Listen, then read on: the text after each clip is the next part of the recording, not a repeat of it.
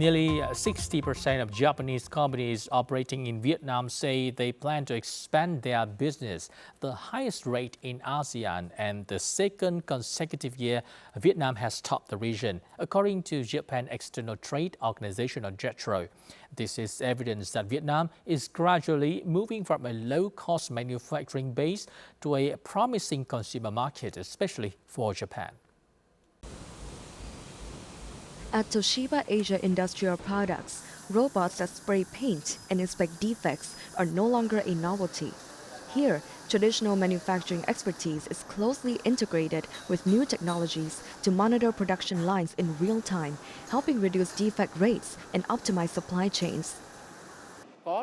Only with serious R&D can products secure a place in the market and go further. The era of simple assembly processing is over, and we must be truly committed to product development. Deeper investment is reflected in rising localization, with local procurement topping 18% for the first time. Electronics and machinery lead, though Vietnamese suppliers still face resource constraints in moving up the value chain.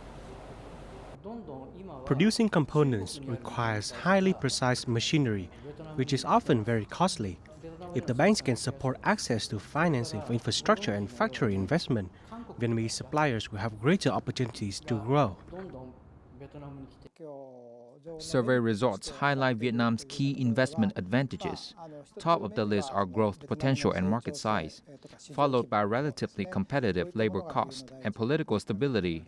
These factors strongly motivate Japanese companies to continue expanding their investment in Vietnam.